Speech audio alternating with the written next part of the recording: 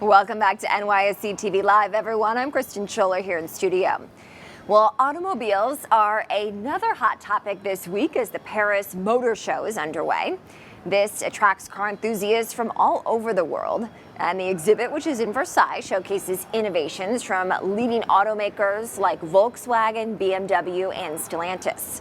And to talk more, I'm joined by Pras Subramanian. He's the senior auto reporter for Yahoo Finance. Pras, great to have you in studio. Thanks for joining. Thank you for having me. All right, let's talk about the takeaways from this Paris Motor Show so far, including some of the very cool innovations that I've been seeing. What are they? A couple big wows here in the show in Paris. We have a couple companies like Peugeot with they call it the hyper square rectangular steering wheel. Basically, it looks like a video game controller. They put it in a concept car, and eventually it's going to go in all their new cars. And basically, it's just a step up from what they've been doing, innovating in the cockpit.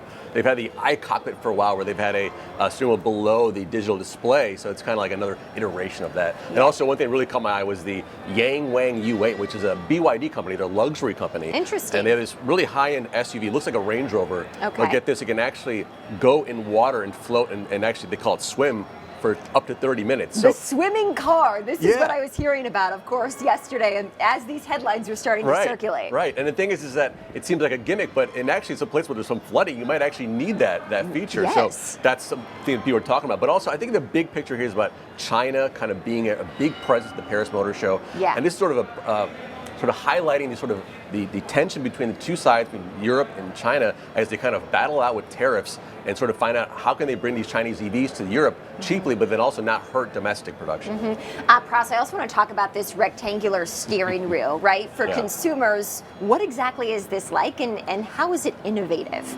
So basically, it's got like two little holes you can hold on to, but inside are four little screens, it appears, and you can actually customize that to sort of for certain functions like music or maybe your ADAS or robot, like your sort of auto driving thing, or music, or any kind of like other kind of infotainment feature.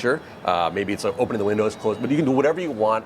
But basically, it's kind of speaking to the younger generation who are used to these things, used to touchscreens, but how about putting the screen not from the center console, but actually in your steering wheel? I think it's a little kind of innovative. I don't know if it'll take on, but we'll see. That was going to be my question. What's the timeline on some of these innovations? They said 2026 for the rectangular steering wheel to appear in their newer cars. And the Yangwang U8, I think, is on sale in China now. And the big question is it going to come anywhere else? Yes. We only have about 60 seconds left, Pras. I wish you could stay for longer, but let's talk about the robo-taxi unveil from Tesla, what it means. Well, I mean, I think it's a kind of a showcasing the vision of what Elon Musk thinks about autonomy and robotaxis, and the fact that it's not just a car we see on stage. He actually drove in it to the on a studio stage lot to the event. Scissor doors. I think a very nice looking design, kind of crossing the bridge between robotaxi but then also traditional car design. So I think that's sort of Elon painting that vision. The question is, can his vision-based ADAS system or autonomous driving system actually work in real life without, sensors? It's just vision-based. That's the big question, and Elon is betting on that because he thinks it's the best way to sort of broaden out the product everywhere. Pras, I'm sorry that we don't have more time. You'll have to join me again because such great insight. Pras Subramanian, senior auto reporter at Yahoo Finance.